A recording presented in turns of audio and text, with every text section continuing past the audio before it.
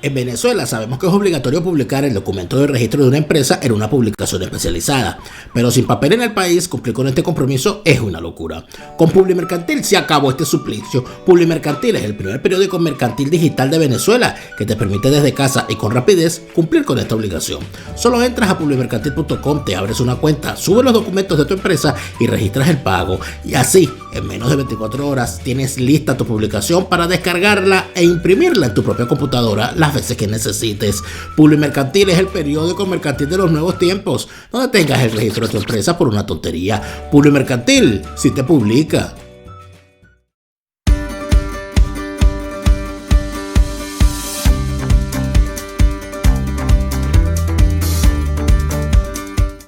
Este programa es presentado por Al Pan Pan y al Vino Vinostrum. Iván Guerrero, tu abogado de inmigración en los Estados Unidos. Morray Insurance para estar seguros.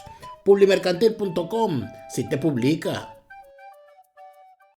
En las viejas fórmulas utilizadas en la cultura popular venezolana para referirse a la suerte que puede tener una persona al momento de jugar a la lotería.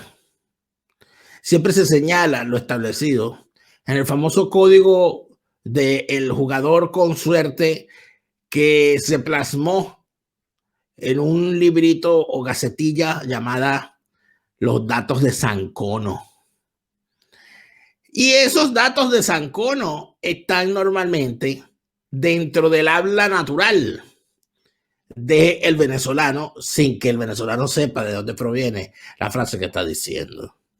En el libro de Sancono se hace una interpretación de los sueños de la gente y se le dice, si usted soñó con tal cosa, usted debería jugarse tal número. Así dice el libro de Sancono que si usted soñó con un muerto, usted debe jugarse tal número. Pero si en el sueño ese muerto estaba hablando, es decir, estaba diciendo algo que usted podía escuchar, usted tenía que jugarse el 48. Muerto que habla, el 48. Por esas razones que cuando uno está, por ejemplo, en estos tiempos que parece que regresó el béisbol en Venezuela, yo no sé qué miembros de la mafia tienen en sus manos el béisbol en Venezuela, pero en fin, cuando uno está ya en este mes de diciembre, normalmente ya los tiburones de La Guaira están eliminados. Entonces estamos hablando un caraquista como yo y un magallanero como Marcelo Croato, y estamos hablando de béisbol serio, y llega un intérprete de los tiburones de La Guaira a la opinión. A meterse conmigo porque soy caraquista, porque los de La Guaira siempre están contra el Caracas, sobre todo cuando están eliminados.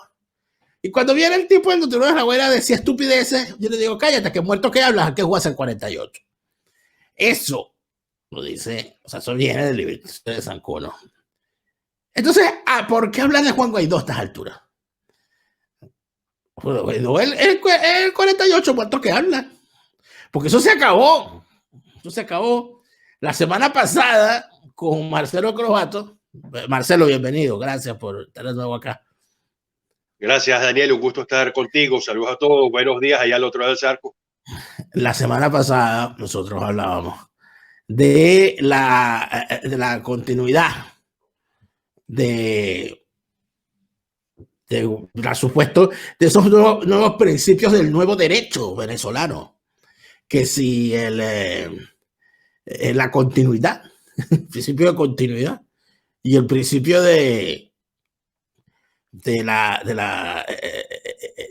pues esos principios que se crearon estos nuevos juristas, y llegamos a la conclusión de que en efecto ni era posible prorrogar la legitimidad de la Asamblea Nacional, que hasta el momento de cabeza Juan Guaidó, pues dicha asamblea cesa el 4 de enero a las 12 de la noche. Ni es posible reconocerla que fue electa. Por lo tanto, lo lógico para una persona sensata que se encuentre en contra de este régimen sería decir que no tenemos poder legislativo. A esa conclusión llegábamos gracias a la orientación jurídica de tuya, Marcelo. Pero ahora tenemos unas interpretaciones donde la señora magistrada Blanca Rosa Mármol de León indica que no solamente la consulta es vinculante, sino que se va a hacer cumplir y que lo que allí se dijo es, bueno, eso es lo más importante que se ha hecho en la historia del derecho mundial y tal, entonces, ¿qué? En una interpretación constitucional muy de ella, muy de magistrado de los años 80 venezolanos, de esas oportunidades en las cuales un magistrado era capaz de decir cualquier cosa sobre la Constitución, porque en Venezuela la Constitución daba para todo. Parece que todavía es así. Marcelo, tu opinión después de todo esto y de la interpretación que están dando los juristas Guaidó lovers sobre el asunto. ¿Qué pasa con los resultados de esa consulta? Sean cuales sean los números, nosotros somos numerólogos.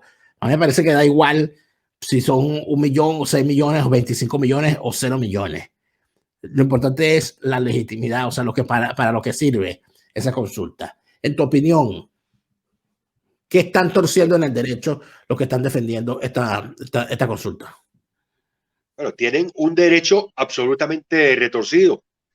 Ayer hoy lo estaba comentando en Twitter con una persona que me sigue, porque me decía, bueno, pero si es vinculante porque la Constitución dice, yo no, es que lo vinculante no es cualquier cosa que diga el pueblo, porque tiene que cumplir una serie de normas de legitimidad para poder decir es vinculante. ¿Qué fue lo que se hizo?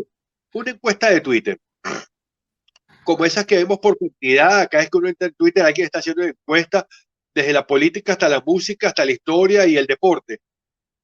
Pero, ¿qué legitimidad tiene eso? Nada, es simplemente un sondeo de opinión.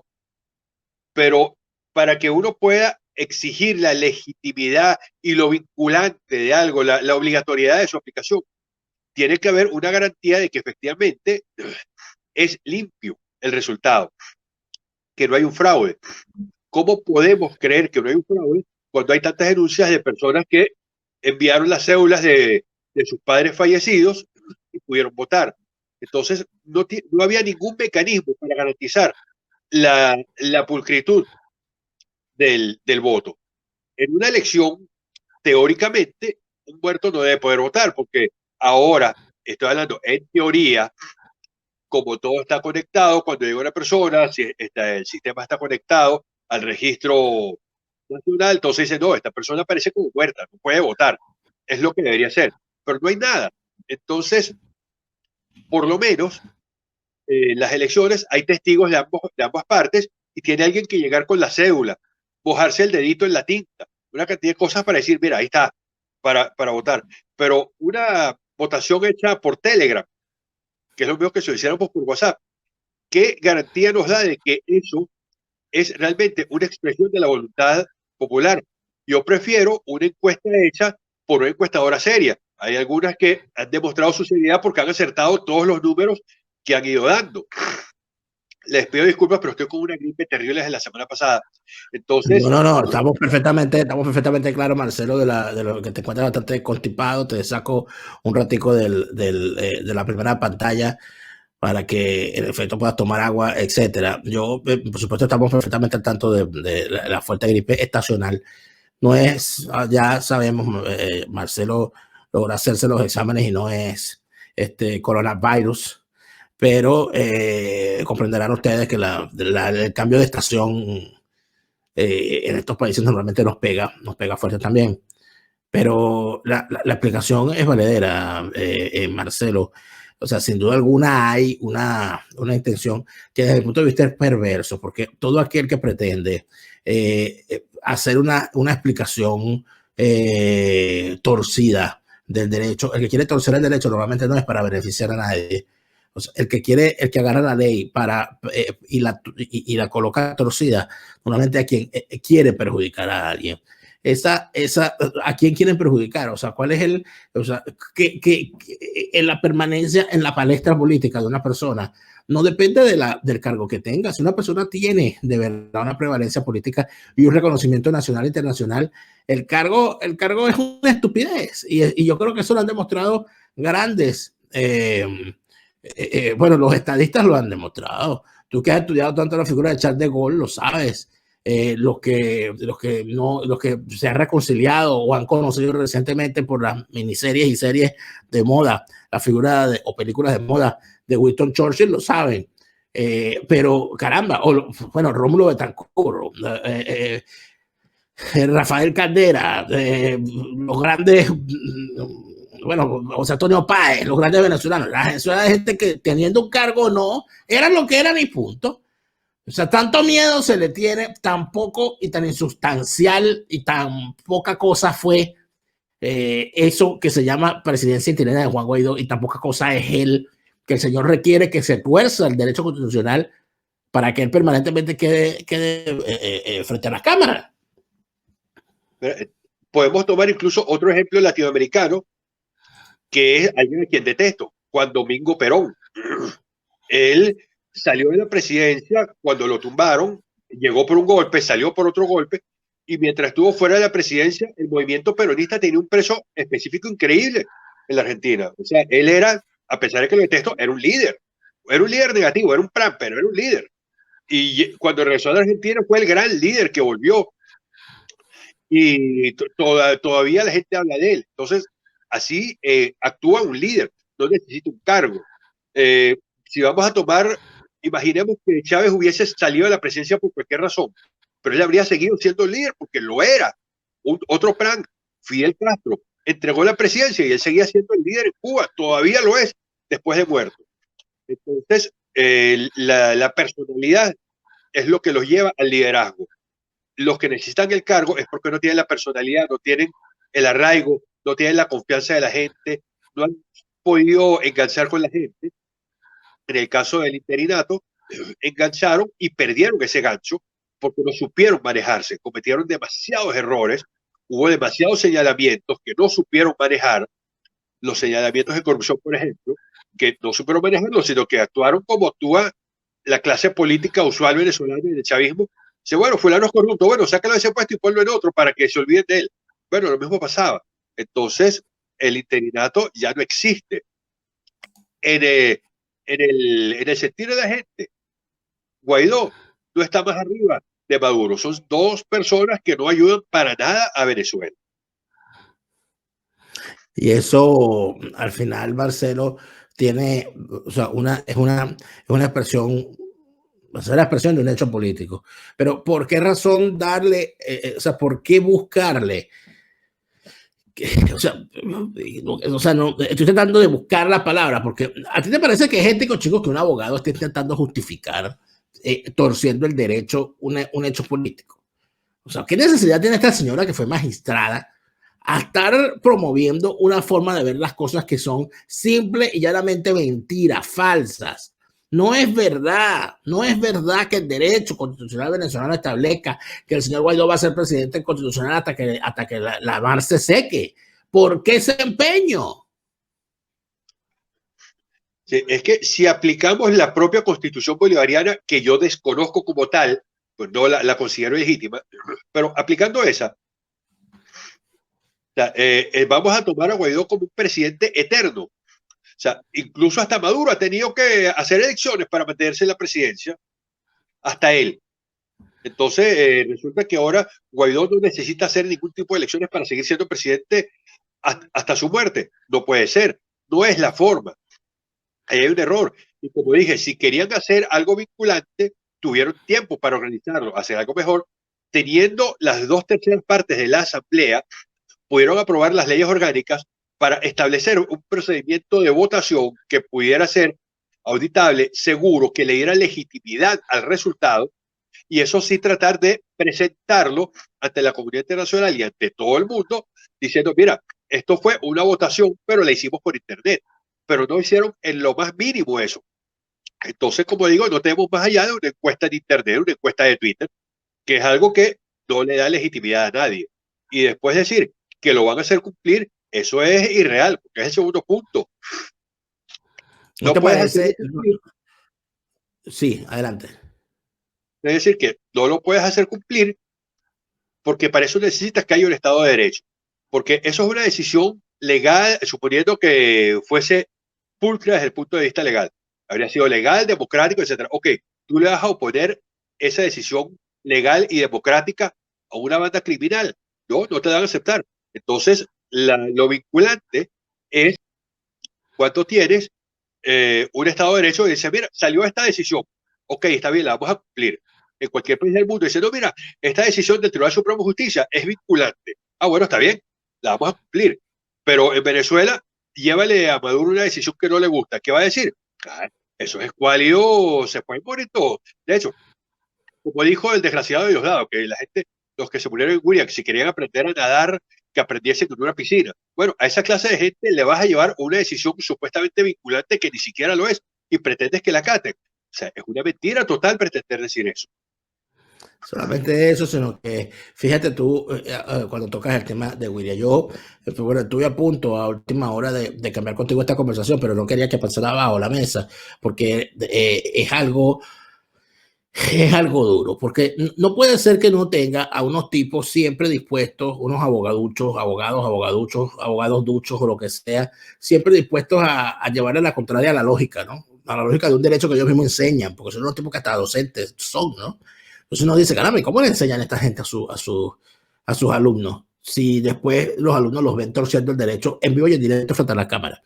Pero además de todo eso, uno dice, ¿por qué siempre hay 50, 100, 500 abogaduchos dispuestos a salir a justificar las locuras que hacen sus dirigentes políticos, pero no hay el mismo número de abogaduchos o de abogados de verdad capaces de salir a defender a un venezolano o a unos venezolanos o a los venezolanos cuando estamos en una situación tan difícil como la que se está viviendo con los náufragos de Guiria? Marcelo, yo hubiese preferido dedicarme toda esta semana a hablar del drama de lo que se está viviendo en el estado Sucre, porque no es en Guiria, es que yo conocí hace minutos la denuncia, porque entonces aquí uno se entera, aquí no hay información oficial, Marcelo. Aquí todo lo que nosotros sabemos del asunto es por el boca a boca de los familiares y de los involucrados, por lo que más o menos se conoce de las mafias que operan en la zona, porque el Estado Sucre ya no es parte del Estado venezolano, si es que acaso el Estado venezolano existe. El Estado Sucre es prácticamente una península independiente en manos del crimen, como podría serlo Somalia o como podría serlo cualquier republiqueta tomada por una banda delictiva. En medio de todo esto, te indico que el día de hoy nos llegó a muchos periodistas un llamado de atención por parte de unos familiares, o sea, por parte de una persona del estado Sucre, denunciando que sus familiares, en una familia de padre, madre y 2 niños, estaban en Trinidad y se iban a devolver a Venezuela. Y mientras estaban en el puerto para devolverse a Venezuela, fueron hechos presos por la policía y la policía los deportó.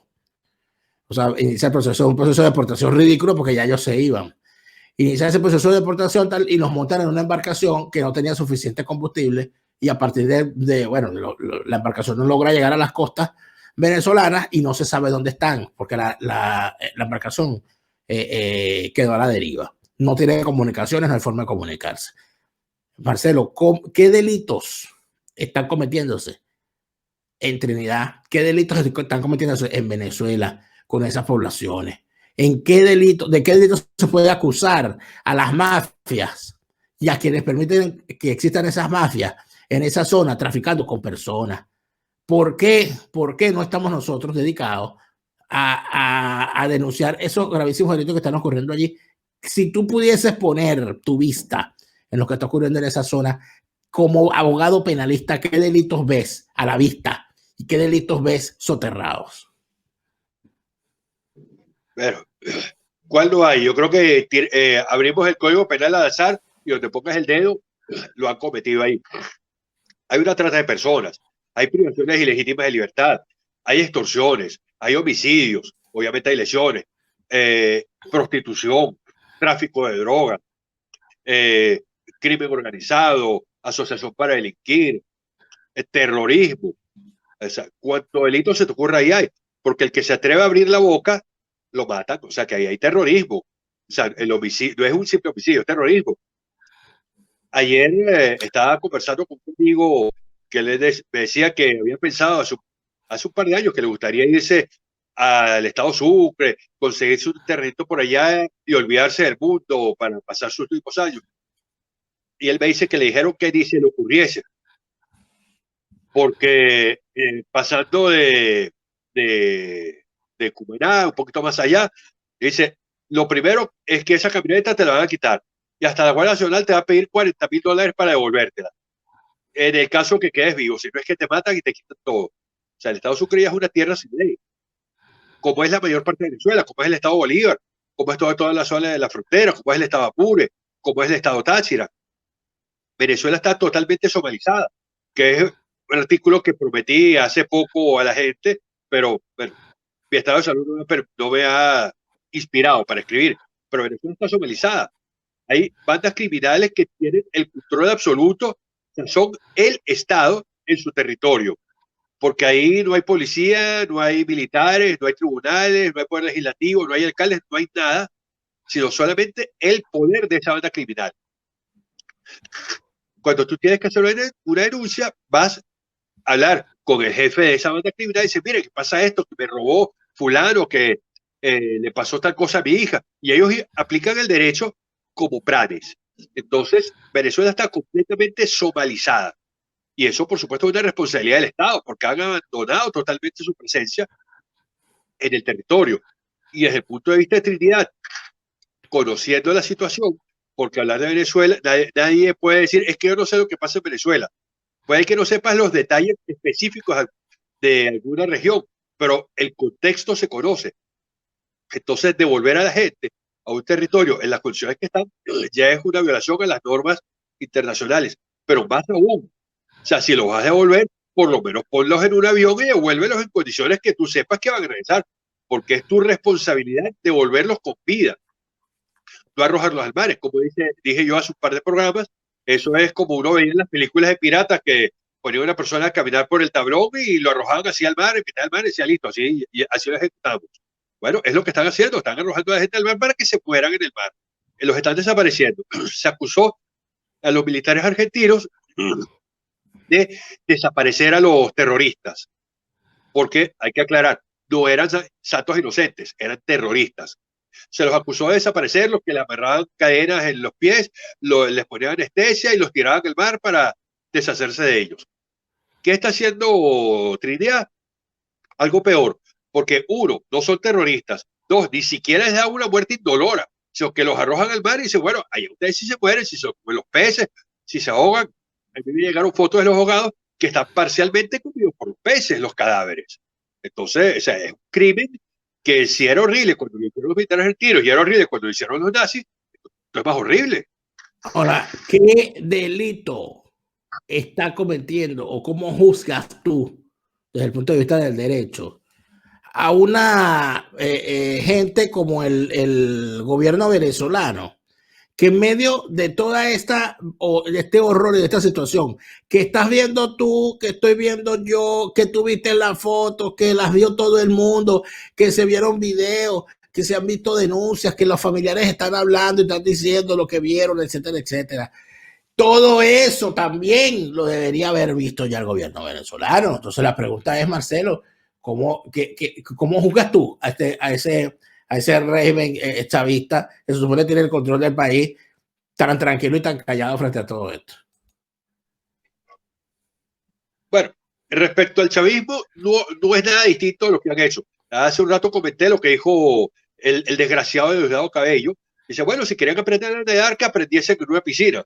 Oye, aunque sea, quédate callado, pero te vas a burlar de unos venezolanos que murieron trágicamente. Aunque sea, cállate. Entonces, ahí tenemos la calaña de gente que es. O sea, no podemos profundizar con ellos, porque ¿qué podemos decir malo de ellos que no lo hayamos dicho ya? La clase de escoria y basura que son todos los miembros del gobierno bolivariano. Claro, Que obligan a la gente a hacer esas cosas y se burlan de ellos. Pero cuando estamos hablando, Marcelo, en términos de violaciones de derechos humanos, de tratos crueles y degradantes, de trata de personas, y además de eso, cuando estamos hablando de que cada vez más avanza la puesta en juicio del régimen venezolano en materia de violación de los derechos humanos y de la comisión de crímenes de lesa humanidad, aquí, por lo menos desde mi punto de vista, estamos viendo que el problema crece, porque ya no solamente tenemos a un régimen como el venezolano cometiendo delitos de lesa humanidad, sino que tenemos a gobiernos cercanos y aliados a Venezuela que cometen delitos de lesa humanidad con población venezolana con la anuencia del régimen venezolano. Es decir, han convertido al ciudadano venezolano prácticamente en un juguete con el cual cualquier criminal del mundo puede hacer lo que le dé la gana, porque el régimen venezolano, como lo siente parte de la escoria o de gente de la que no se puede ocupar, le da igual lo que le hagan. O sea que aquí el problema es que Venezuela se está convirtiendo en una llaga para la región. Bueno, tú que vives en Alemania, conoces la historia de la última guerra. No todos los crímenes los cometieron los guardias de los campos de concentración nazis. Había guardias de los campos de concentración que eran de otras nacionalidades. Polacos, checos, eslovacos, de todas las nacionalidades. Claro, y es más o menos lo mismo. O sea, y todos están exactamente en el mismo crimen. Hay que denunciar a, bueno, todos los que tengan injerencia en la materia de seguridad y extranjería, todos los directivos y las fuerzas de seguridad, las fuerzas policiales y militares de Trinidad, como parte de un crimen de deshumanidad. Porque sucedió una vez el caso de los niños, que lo tratamos hace un par de programas, pero se repitió y parece que ya no es que se repitió, es que es costumbre lo que están haciendo. Entonces no es que fue un exceso de un funcionario, que ese no es. Ese fue el inspector fulano de tal de la policía, que es un bárbaro y lo vamos a castigar. Ah, bueno, está bien. Yo te puedo aceptar que si sucede algo una vez, puede ser un exceso de un funcionario que estaba molesto, que hizo lo que le dio la gana. Pero ya sucedió, fue un escándalo y se repite y te das cuenta que es un patrón de conducta. No, o sea, esto no es un funcionario. Los funcionarios son simples ejecutores de las altas autoridades de gobierno. Entonces el primer ministro, el ministro de la defensa, el ministro de seguridad, el ministro de interior, el director de extranjería, el jefe de la policía, el comandante del ejército, de la marina, los guardacostas, todos esos tienen que ser denunciados en La Haya, porque son unos miles criminales. Así es. Y son lo mismo que los nazis. Son igual de asquerosos que un sucio nazi. Y había una periodista venezolana, lamento haber olvidado en este momento su nombre, que hizo una investigación, hizo la tarea. Y para un trabajo que estaba haciendo, se buscó una cosa que desde el punto de vista es, bueno, está muy bien hecha, ¿no? Que fue la norma trinitaria en materia de migración. Y se convirtió y se consiguió con una norma escrita en términos de tal tesitura, donde se dice que está prohibida la entrada de prostitutas y de homosexuales. Está prohibida la entrada de imbéciles, idiotas. O sea, tiene una cantidad. Debe ser que tienen suficientes imbéciles allá ellos, ¿no? Que no aceptan competencia. Pero a lo que ella se refería es que hay una serie de términos utilizados en la ley de extranjería trinitaria que quedan todos bajo la subjetividad y la arbitrariedad del funcionario. Porque entonces el funcionario puede decir, no, mira, es que este tipo es un imbécil, este tipo no puede entrar aquí.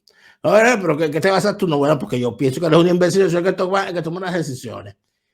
Yo creo, Marcelo, que si nosotros en esta coyuntura agarráramos todas las leyes de extranjería del continente y las revisáramos bien, nos encontraríamos cosas como esa. Oye, no lo había visto. De verdad que me impresiona que todavía en este año 2020 se esté hablando de algo así, de una discriminación, o sea, es una discriminación igual a la que había en el sur de los Estados Unidos, cuando decían, no, es que los negros no pueden entrar a ciertas instalaciones, los negros se ponen en la parte de atrás del autobús, los blancos adelante. Es exactamente lo mismo. O sea, discriminación. Ahora, el problema es que hay ciertos grupos que tú no puedes señalar, porque si lo señalas, eres un racista. En Trinidad, como todos son negros, si tú lo señalas, te van a decir, es que tú eres racista y estás en contra de los negros. No, pero es que está perdóneme, doctor Marcelo Croato, pero está usted cayendo en un error que se debe al desconocimiento general que tenemos los venezolanos con respecto a Trinidad, que es uno de nuestros grandes errores. Trinidad es un país que tiene un problema racial añejísimo entre la población negra, que no es la mayoría, no es la mayoría, la población mulata y la población indiana, que es una población proveniente de unas migraciones de los tiempos aquellos en que todavía Trinidad era colonia, de obreros traídos de la India para trabajar en Trinidad. Esa migración fue grande, fue abundante y está presente, por cierto, en nuestra región, no solamente en Trinidad. Si tú revisas la población guyanesa, te das cuenta de que hay una fuerte presencia de gente cuyo origen racial real es la India, pero de las minorías de la India, de esos excluidos de la India que son prácticamente esclavos de nacimiento, bueno, esa gente fue importada por parte de las colonias inglesas por el mundo. Trinidad y Guyana fueron parte de eso. Entonces, esa tensión racial que hay allí entre los trinitarios negros, los trinitarios mulatos y los trinitarios indianos, ya convierte el quehacer cotidiano de la sociedad trinitaria en una permanente lucha entre privilegios y excluidos. Si tú a eso le añades la posibilidad de que un venezolano llegue con mayores o menores capacidades de integrarse al mercado de trabajo, con mayores o mejores capacidades de conocer algunos aspectos de determinada área que lo pueda poner por encima de algún local, te podrás imaginar la que se desata. Trinidad es un país discriminador con ellos mismos. Imagínate tú con los demás. Entonces, Claro, ahí lo tienes, ¿no? Ahí lo tienes. claro, pero fíjate, todos ellos son de piel oscura, entonces tienen el argumento para sacarle a cualquiera que lo señale, dice, es que tú eres racista, porque nosotros somos todos negros, porque te lo van a sacar en cara. Y este es el problema. Sí, sí. Entonces, con eso quieren protegerse si tú me puedes señalar. Digo, claro que puedo señalarte, porque de ese primer ministro de Trinidad, a Adolf Eichmann, ario, rubio, de ojos azules y no sé qué más, o Reinhard Heydrich, no hay ninguna diferencia. Uno puede ser blanco, ario, rubio, y el otro negro, mulato, lo que quieran, y son la misma basura discriminativa. O sea, no hay diferencia entre ellos. Así es, así es. Criminales. Y yo creo que es necesario, y se va a ser necesario, Marcelo, que nosotros sigamos hablando de este tema, porque parece que esto va a traer una cola bastante larga. Y estamos hablando, además de eso, no estamos hablando ni de votos electorales, ni de... Estamos hablando de vidas, estamos hablando de vidas humanas, estamos hablando de maltrato venezolano. Pero quedará para la próxima oportunidad. Vamos a ver cómo se desarrolla esta semana. Marcelo, un saludo. Bueno, gracias, Daniel. Saludos a todos. Esperemos que les haya gustado.